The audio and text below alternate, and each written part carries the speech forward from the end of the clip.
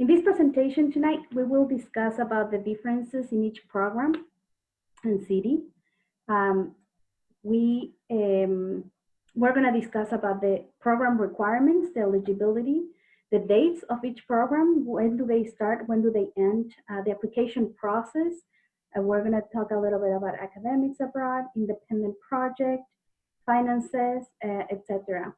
We have a lot to cover tonight, but we want to give you like an overview so that you could help you decide for which program you would like to apply. You will receive much more information in depth when it's pre-departure time as well, so that you get to know more about the countries. But tonight is a little bit general. After the presentation, we will answer any questions that you may have, so please feel free to post them in the chat feature here in Zoom. We will end the presentation with videos. I expect the presentation to last an hour and then the videos another 15 minutes. But if you can't stay for the videos, I'm going to be sharing those links as well. If you could stay, however, it'll be a nice opportunity to get to know a little bit more about, visually learn a little bit more about each city. And we're going to go to the next slide. I like to start this information session really with a series of reflective questions that I hope it would help the students with making the decisions of where they want to study abroad. Study abroad is an academic exercise. You're going abroad, you're living in another country, you're learning a new culture, you're taking classes abroad. However, it's also an opportunity for you to really kind of know a lot of students study abroad, to a lot of students help on their vocation, what they want to do next later in life. So study abroad could really deeply impact your vocation for the future. Sometimes we don't think about it, but it's true. And for these reasons, I believe it's important to think about your career goals, what you value and what it is important to you in life when you're deciding for a study abroad program.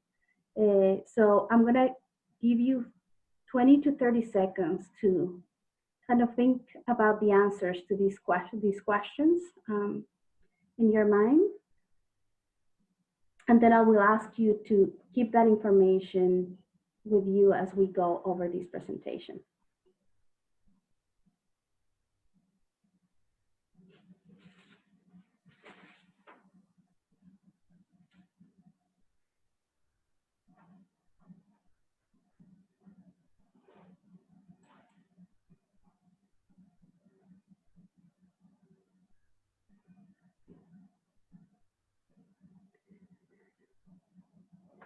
So now I would like to give the opportunity to an ambassador or two to share if their study abroad experience influenced in any way or even change their future goals. If any would like to share, please unmute yourselves and just jump in.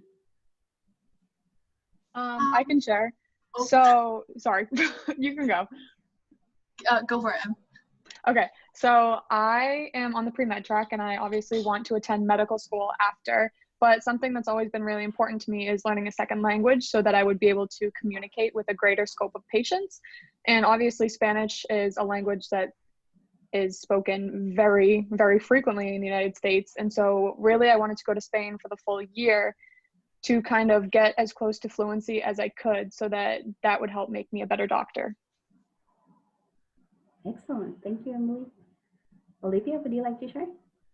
Sure. As far as like how my study abroad experience kind of changed my plans for the future, I'm now in the process of applying for Fulbright because I would love to go back to Spain and be able to teach English. And I know a few other people who went to Spain are also applying for that.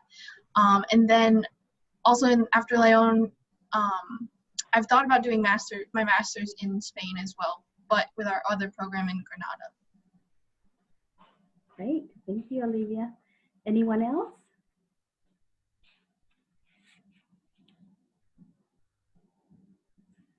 Okay. So we're going to move on. Today, we would also like to address the fact that any major can study anywhere, really. Our partner universities abroad offer, in the vast majority of the universities, the same majors we offer at Holy Cross. Holy Cross, in order to open a program, a study abroad program, we take it very seriously, and we go through a very thorough evaluation process to find the universities that are a good fit for our students.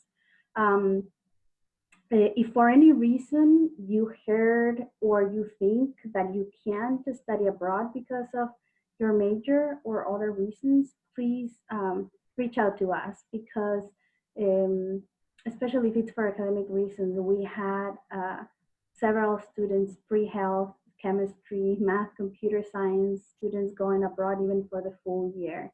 And the key is to really plan ahead. So we encourage students who are applying to meet with us, but also meet with the study abroad advisor in each department. Each department has a study abroad advisor who's a faculty member who could provide a little bit more guidance about which courses you could take abroad towards the major. If for any reason they encourage you to take them at Holy Cross, you could now then decide, okay, which courses you will be taking towards a major next semester. And then, you know, if you're planning on going in the spring semester of 2020, and for example, you have the fall, you would also be planning on which courses you would be taking after you come back. Some students, I would say the vast majority of the students I work with, and again, they're for pretty much any major, are able to take at least one course towards a major per semester. But if for any reason you can't, you could take common era requirements or other courses towards graduation. So it is possible, and we in the study abroad office and in the college in general make everything possible, everything in our power to help the students going abroad.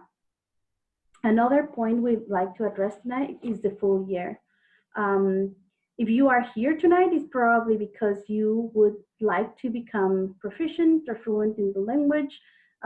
Maybe you're thinking about working with Spanish speakers or Hispanic speakers in the future. Or maybe you have family members who speak Spanish and you want to learn more about the Spanish and the culture.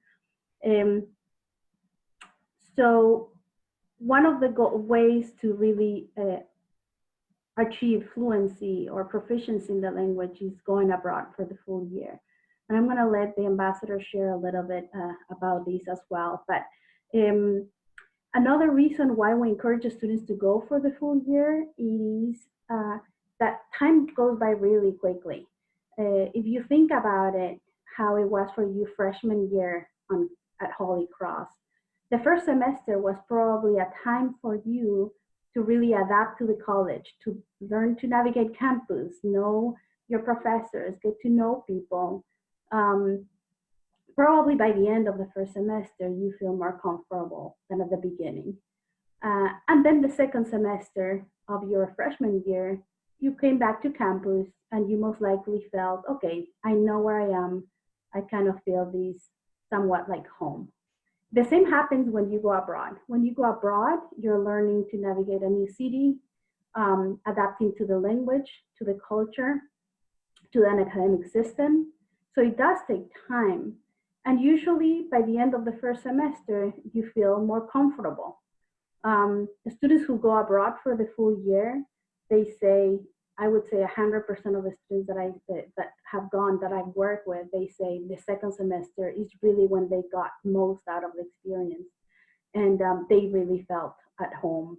And they wish they could have stayed longer, even they went abroad for the full year. So I encourage you to consider it. And I'm going to let the ambassador share in a second. Our last point, maybe now, maybe before we go to the next one, would any ambassador would like to share, or Paco, Patty, Luis, about the year experience? Why would you recommend the year? Feel free to unmute yourself and share. I can go. So my first semester in Lima, it was definitely a big transition just because Lima is so different than Worcester or where I'm from, Massachusetts in general. And my language skills just weren't where like I would have liked them to be, which was totally fine. But when I went back for my second semester after having 6 months in Peru already, I felt so much more comfortable with my host family and just like communicating with anybody in general in Spanish. And I didn't get to attend the university for a second semester, but like I already knew how the whole university worked. I already had friends at the university. So I knew that even though I was only there for like 2 months or a month and a half the second semester, like I would have felt so much more comfortable for the next 4 months having already had like all the bumps in the road the first semester to like help me feel comfortable in Lima. Thank you, Sarah. So I'm gonna come in and advocate for the full year, even if you're not doing the full year in the same place. So again, I went to Panama and I went to Ecuador.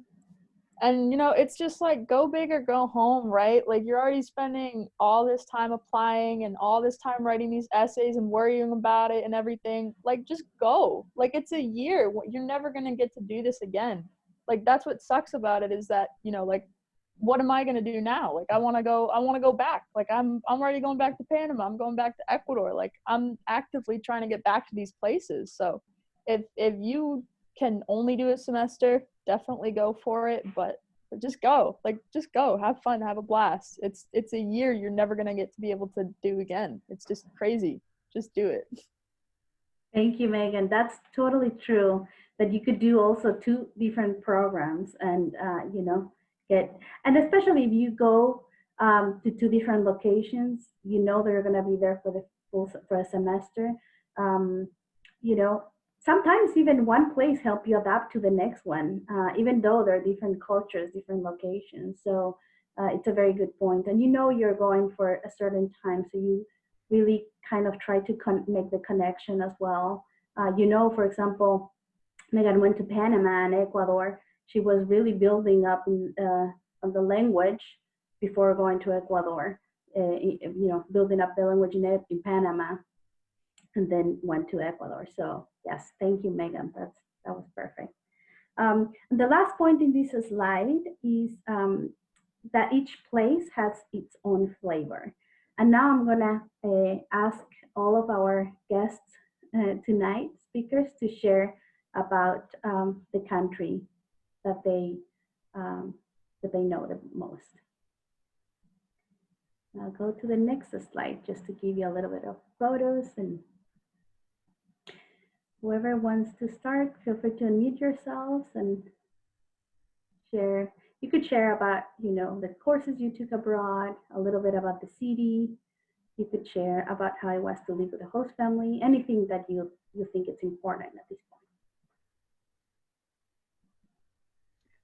I can start us off. So I was in León, Spain again, and I could probably talk to you guys for about a year about how amazing it is over there. León is a very small city, which was something that I really wanted. I wanted it to be walkable. I wanted to really know it like the back of my hand by the time I left. And I think I definitely got pretty close to being able to do that. So like it says on the slide, there is a lot of history in León. There are a lot of very old buildings. The cathedral is just absolutely stunning. It's definitely the highlight of the city. And every time I walked by it, it was just kind of like, wow, I'm actually here. Like, it's crazy. The people there are wonderful. My host family was just the best I could ever ask for. I definitely recommend staying in a homestay if you guys have the chance, because you get to experience a lot of different traditional Spanish dishes. You don't have to worry about laundry. It's really nice to come home to a family or a señora or whatever it is every night and just be able to converse with them about, you know, their own memories, their experience in León, all of that stuff. And so, yeah, León is amazing. Go there if you can. I'm going to add on to that because I was also in León, and also just definitely go for the year. I knew I always wanted to go for the year no matter where I went, but then especially having it like cut short, I made me appreciate so much more the time I spent there. Emily and I were trying to extend our stay like as long as possible, even like going past June, the original date, and like we're also trying to get back there as soon as we can, as soon as borders open. Leon, like I had an amazing host mom, and it was just me and one lady. But we made a connection, and we both would mention it, and it felt like we had lived together our entire lives. Like we just got along so well in our rhythm and schedule. And Leon it's a cliche, but it's truly my second home. Like I do know it now, like the back of my hand, because it is small and walkable. And I remember sophomore year, I was in Dean Paco's office, and we Google mapped it, like Leon, and like one of the locations, and he's like, you could take this route to school or this way, and then I did all of them, and I learned it all, and it's just, yeah, it was amazing. Thank you. I can talk about Argentina. So like on the slide says that Buenos Aires is I would say it's a mix of Latin America with a lot of European influences. So it's kind of cool that you get a little bit of both worlds, but then there's also a lot of different neighborhoods to Buenos Aires. It's a really big city. So usually the homestays are in Recoleta, which is a little bit of an older area. But then you can travel to like Palermo, which is a lot of like shorter buildings, a lot of street art. It's really like a hipster kind of place. And I also stayed in a homestay. I was with an older woman, and then I had 2 American roommates as well. And it was just really nice to have like a home to go home to, and just it forced you to use Spanish because my host mom didn't speak English. So with a lot of my friends, I could get away with English, but that really forced me to kind of overcome the language barrier. All right, so I'm gonna give my pitch and try and convince all of you here watching to go to the programs I went to, because I think they're objectively the best programs. No offense to everybody else that went to other programs, but Panama. All right, so you're on an island in the Caribbean. So you're on an island in the Caribbean. This is with the School for Field Studies. So you're doing science. You're connecting with people on the island that you're living on in the Caribbean. It's a group of islands, and you're going and you're snorkeling for class. You're hiking up these hills with monkeys throwing things at you and sloths climbing up trees, and there's leafcutter ants and everything trailing around. You wake up to the sounds of these crazy colorful birds and everything. So if you're in for an adventure and you want to do something that's non-traditional, especially if you're a biology major, any kind of like a social studies major, I don't know, I can't be more specific than that because I'm a bio Spanish major, but you get the point. So that's a very, very unique kind of a thing to do, right? And then Ecuador, this I would say is the least traditional. Now, I'm not a study abroad advisor, but this seems like the least traditional Western education program that they offer. So Pachay Sana is very much a fair trade study abroad program. And what that means is that for every international student, there's a local student. So my cohort was 11 international students, and we were studying alongside and learning alongside and with 20 to 25 local students. And so we would go to class, and there's no tests. There's no tests. There's no assessments. You do skits, and it's learning through doing and modeling things and exploring possibilities for social change and social justice through art. And it's a very unique program. That's why might tell I'm having kind of trouble explaining it, but it takes place, if you go in the fall semester, it takes place in Quito. Quito is an incredible city. It's just so up and coming, and it's just so full of life. And I wish I had gotten more of a chance to explore Quito, but so Quito's incredible. And then my semester, I spent time in the Andes. So I woke up every day to this beautiful view of a volcano, Cotopaxi. And, I lived on a farm, literally lived on a farm. My host family had cows. They had 7 dogs. They had 3 cats, and it was incredible. It was so unlike anything I had ever experienced before, and growing up very much with all of my creature comforts and everything, this really pushed me outside of my comfort zone in a very, very good way.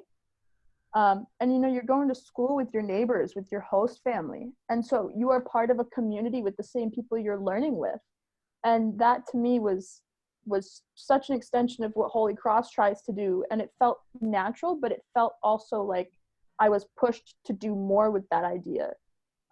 So my semester was in the Andes, and then the second half of the semester that COVID kind of crushed was I was going to spend 2 months in the Amazon. So I didn't get to do it, but you guys could get to do it. So what I'm selling to you is, right, so you can have Panama, or you can have the beaches, and you can do snorkeling and hiking, and you get all this incredible wildlife, and also a very, very broad, diverse group of people that are living there as well. And then you can go to Ecuador, and you have the city, you have the Andes, and you have the Amazon. I don't see what could be better than that. That's the end of my rant there. Thank you, Megan. Yes. Ecuador is a very focused in social justice, and we're going to be showing videos again at the end. But who's next? Can I say something about what I've heard so far? And one of the things I've heard is they seem to have really immersed themselves in the place that they were at. And that is really, really important. I know the temptation is to travel, to go to different places, but you end up losing making the local connections with your host family, with other people at the university, with people that you are going to meet somewhere else in the city.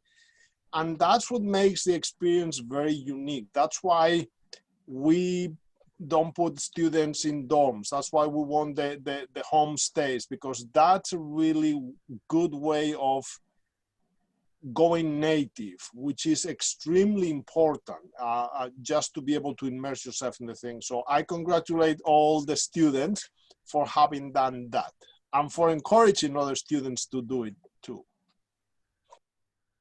Thank you, Paco. Very good point. Mm-hmm.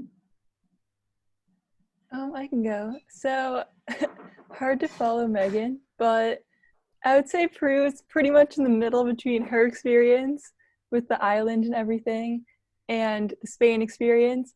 I think what's really cool about Lima is that you are in a city, but Peru is like one of the most diverse countries in the world.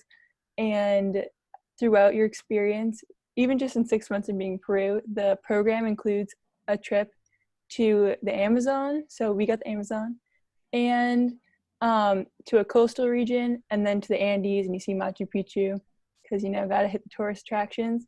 But I think and you also live with a host family while you're in Lima. So while you're not in this like small, nice Spanish town that's like walkable, you get the immersive experience of like riding in the combis and going to school with other Peruvians. And you have like, I know with like my host family, they brought me to different events. They brought me to like a church event, which was like crazy, and like 6 hours of bingo. And they brought me to their 50th wedding anniversary, which is really cool. And I got to like dance with their family. So I think like, as like everyone else also kind of emphasized, like being in an immersive experience where you're like fully with a Peruvian family and fully with Peruvian students and learning from people around you and doing laundry at the local laundromat is a really great way to just like get way out of your comfort zone and learn about the people who are in the country, learn about yourself. So I'd really recommend Lima if you want a completely different experience than you probably ever had. The food's really good too, so if that's a little bonus to push you over the edge. Patty, Luis, would you like to share some? Well, yeah, Patty, if I may go first, if you don't mind. Yeah, I would say, just like Sarah said, we have such diversity. You experience both ends of the spectrum on everything, even if it's if it's just terrain, you can, yeah, I have the beach like 10 minutes walking or on a bike because I'm in Barranco, if you remember, Sarah. Or I can take an airplane and go to Cusco in the highlands, and plus boat if I want to get to Iquitos. That's another story, but you have them all like in a day's trip, perhaps 2 days if you go by bus. The other side of the coin is you get to see, I don't know, the wealthiest parts of the city here in Lima, but you can also go to the less fortunate areas on an hour's trip. And it's a soul enriching experience because you get to see how large or how big of a difference there is in the same territory. And yeah, you learn to navigate the city. You learn to negotiate because here it's not black and white. It's gray all over in the sense that you can take advantage of so much if you know and dominate the language. And it can be that, it can be the little things. I would tell Sarah and the rest, I remember, if you can dominate WhatsApp stickers, then you're done. Like your command of language is 100%. It's just little things, you know, that taking public transportation, I don't know, eating food out on the street or at a luxury restaurant. It's that diverse. Plus, your dollars are worth 3 times more, so you know there's that. But yeah, it's a little bit of a mix of everything, and that's I myself. Yeah, I'm promoting it, but I love about it. Yes, and I'm sorry, Jimena. Also, if your focus is the language, if you really want to learn how to speak Spanish, I think Peru has one of the most clear Spanish in all Latin America. So I think that's one bonus too. And also, if you want your immersion experience to be about solidarity too, you can also do social work here, volunteer work. Peru is such a rich country, but it is still like on the way to being well developed. So yeah, you have a lot of options to do here. You are never going to get bored. And also, if your focus is the language, there are a lot of slangs that can make communication very, very interesting. And it goes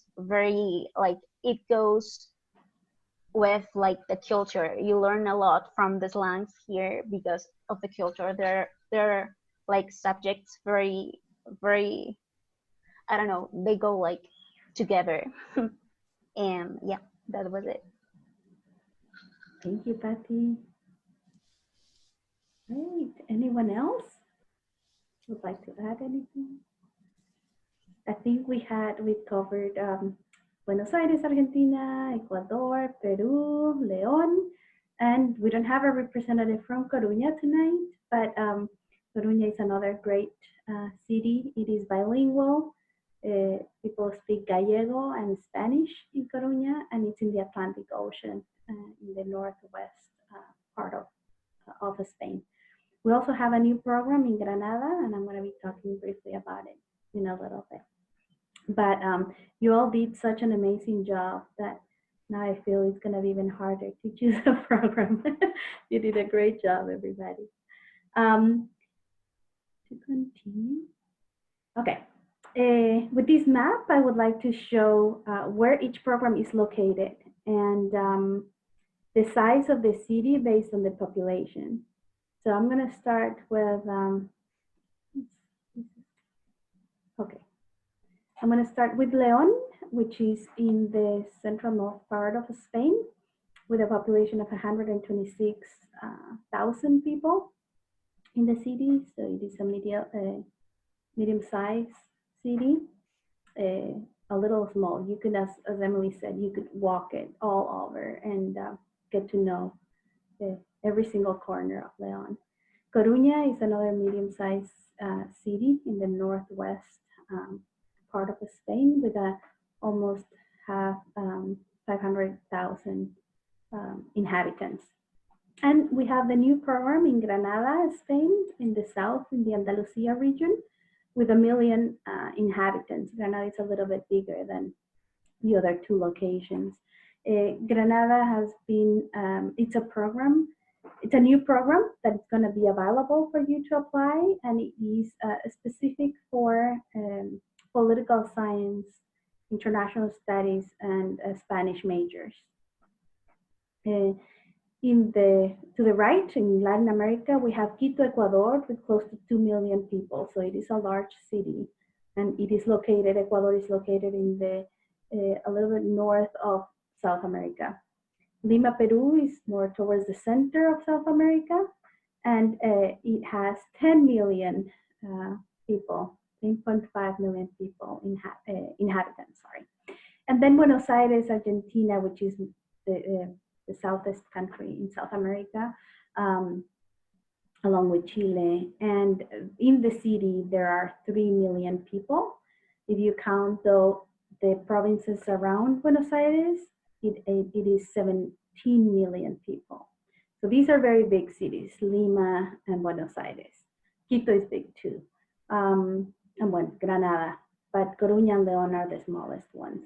I just wanted to show a map so that you could kind of picture where they are located. Again, at the end of this presentation, we will show some videos so you get to see a little bit more about the cities. Now I'm going to try to go over, I have 4 more slides, and I want to go over this information quickly. If there are ambassadors or representatives or guests who would like to share, feel free to jump in.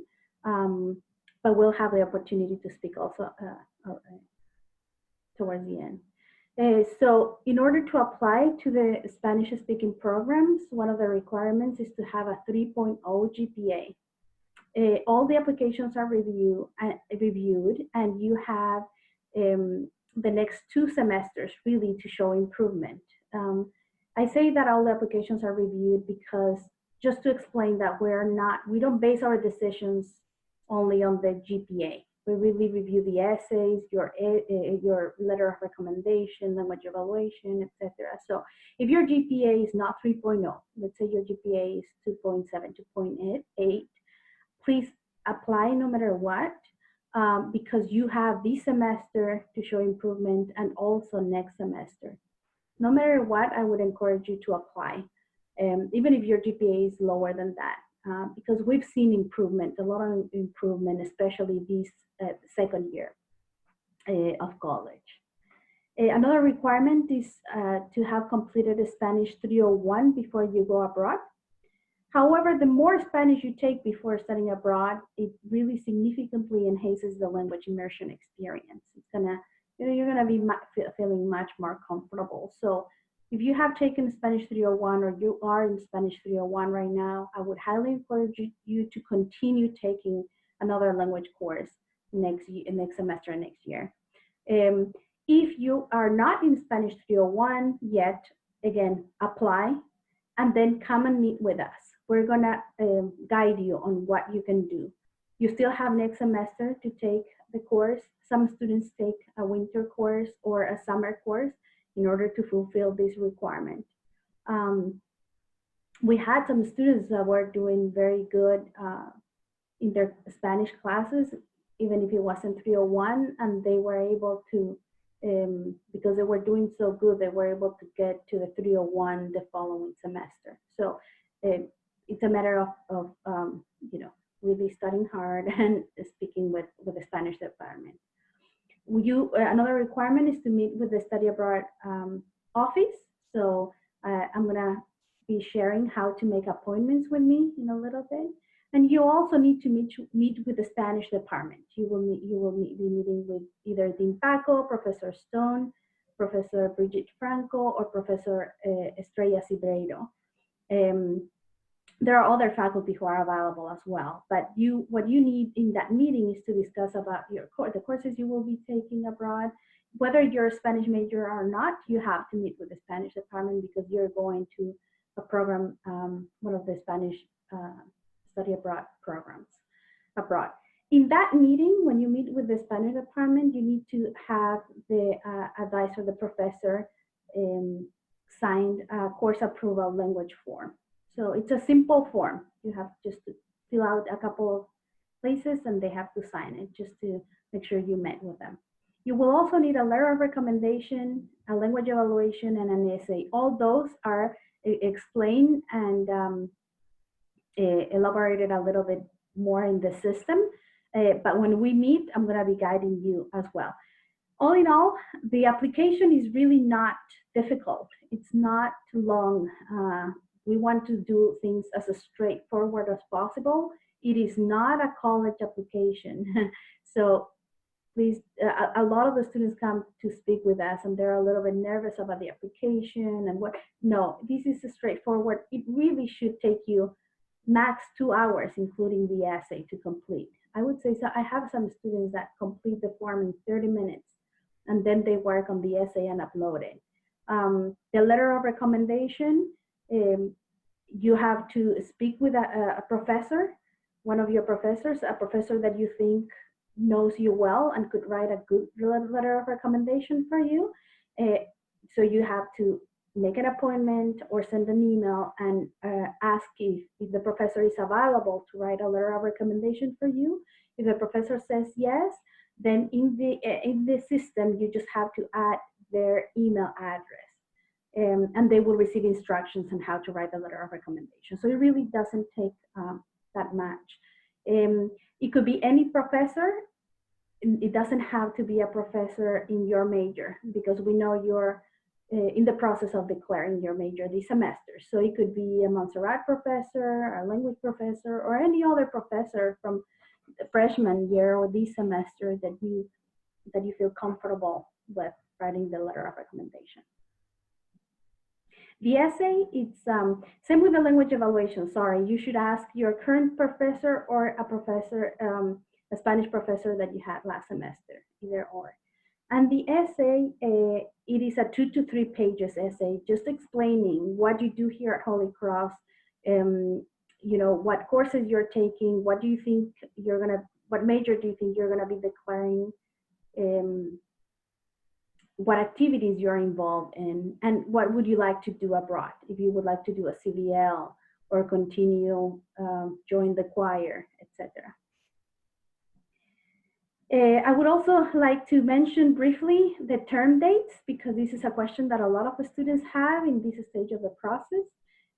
So the dates for Spain, the academic year starts in August and ends in July.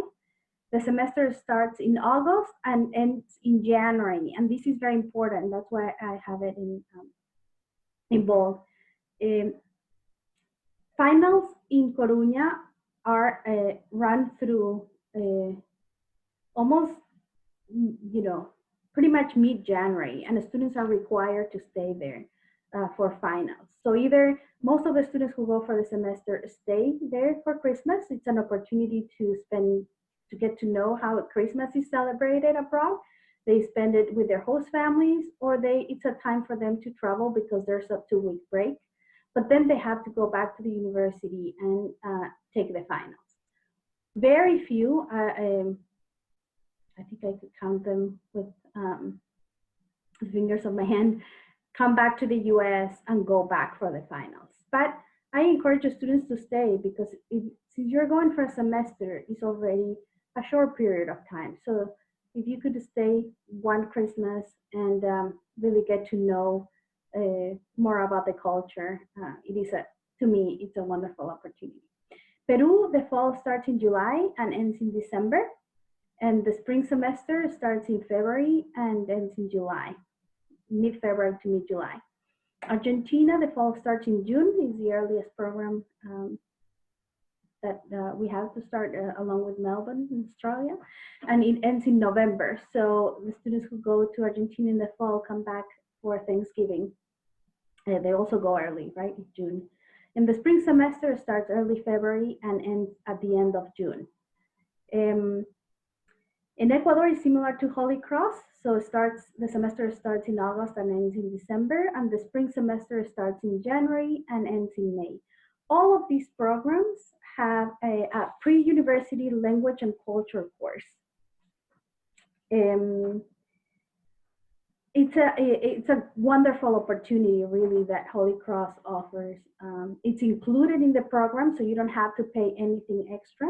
It's a 3 to 4 weeks intensive Spanish and culture program that you participate in along with orientation. So students who participate in the all of the students, Holy Cross students, have to participate in this program, and they are super grateful because then they meet other international students who did not have that opportunity and really realize how great, what a great benefit Holy Cross is offering.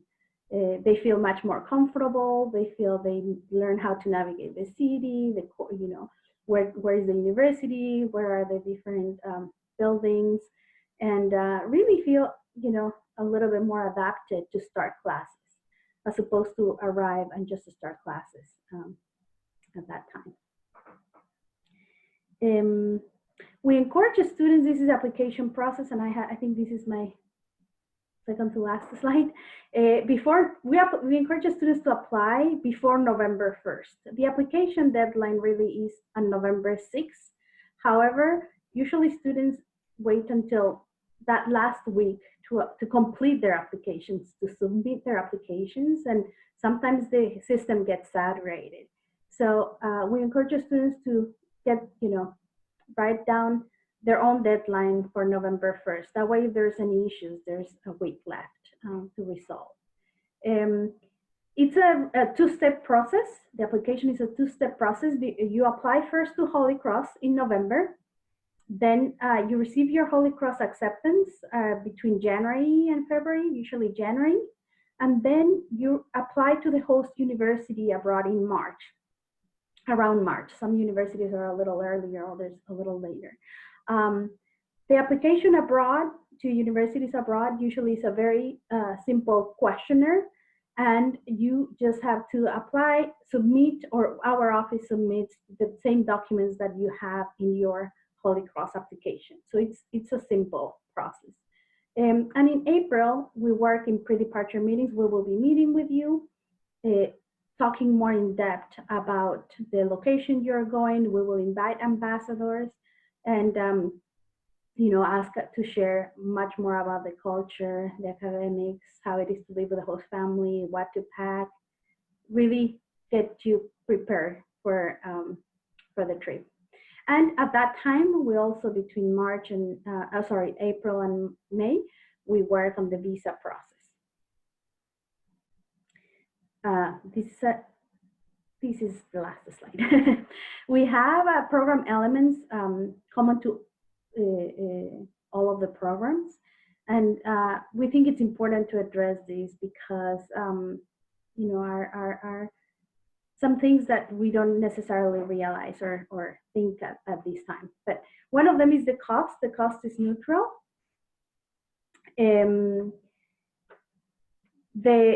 So it basically works as if you were still at Holy Cross. You pay tuition, room and board, and then Holy Cross pays tuition, room and board abroad.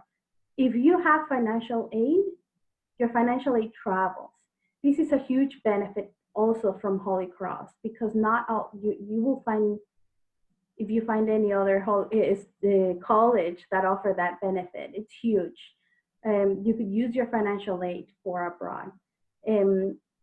All students receive a travel allowance, so you will receive a credit to help defray the cost of travel. You have to budget upfront to pay for your ticket, but then you will receive that credit that you could use it, for abroad. All the students are allowed to submit an activity receipt for reimbursement for some cultural activities, for example, or join a society, a student club. That's something that it's pretty unique to Holy Cross as well. And most programs, in the case of the Spanish-speaking programs, all of the programs, Holy Cross provides funds for cultural activities that include museums, excursions, and other cultural activities, welcome and farewell meals with the students. So it is very generous. The college is really, you're very lucky because the college is very generous at providing all these for the students who study abroad. It's important under cost to also consider that you must budget for your ticket, visas. There are some programs that require visas, for example, Spain and Argentina now. We will be helping you on the process, but it has a cost. And you also have to budget for personal expenses and other incidental costs. So I would encourage students to start, if you could start saving in winter break or even the summer before you go abroad, work a little bit to save to have for your personal expenses. It is intended for it to be neutral, but as you probably have some expenses in Worcester when you're at Holy Cross, you will have some personal expenses when you're abroad. And in pre-departure, we're going to be talking more about these as well, how to budget, how to keep you know, your budget as low as possible so you're not overspending. You also have advisors abroad. These are like Patty and Luis, people who are work directly with the program. There are support staff in each site, and they are there really to support all of our students in their academic orientation, registering for courses, learning how to navigate the city. If you need some help with the language or with the host family, etc., they're there to support you. If you get sick and you get a cold and you need to go to the doctor or you know, to the pharmacy, they're there to help you as well. So that's another great benefit. Homestays usually for most of the programs provide 2 to 3 meals a day, depending on each program. I would say that most programs provide 3 meals a day, with exception to Argentina and Peru, because it is more convenient for students to eat at the university or near the university because of the distance. So students going to Peru or Argentina, instead of paying the full meal plan at Holy Cross, they pay half or 2/3 of the plan. And you could take that, the whatever is left for your lunches. And then academics, this is another important point.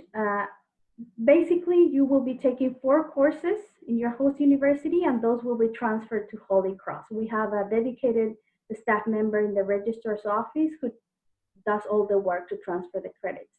In Argentina, however, students take 5 courses, and don't get scared. A full load in Argentina is 5 to 6 courses. That's how many courses Argentinian students take per semester, and it's equivalent to 4 courses at Holy Cross. One benefit is that students usually get to count that 5th class as well. Not for credit, but for general Holy Cross. So you get to count it. It is a benefit. The visa cost varies from program to program, but in Spain, usually the cost of the visa is 160, and then you have other documents that you have to process. So we calculate that the total is like between $250 to $300. In Argentina, it's a little slightly less, but there's also a visa fee. We'll see, maybe with COVID, all these changes, so we'll keep you posted. But you should apply to the program that you feel most strongly about. This is, I promise, the last slide, is Independent Cultural Immersion project. In all of our programs, the students have to complete an independent cultural immersion project. And what is this? Is any project that you decide to complete aside the courses that you're taking at the university. And it is a wonderful opportunity. Students have really been able to do so much with this project, even after graduation. We have students who, based on this project, they were able, we had one student, Tiffany Holland, who was able to work in the National Institute of Health after her research project in Argentina, you know, on health, women's health issues in Argentina. So, and like that, I have several examples that we can discuss more in the specific session meeting that you have with me. But To summarize, some students do unpaid internships, community service, so kind of more volunteer work, or following your passion, meaning that they join a sports team, or they join the choir, or do some sort of art. It's a great opportunity, and we'll be discussing more about these on pre-departure as well.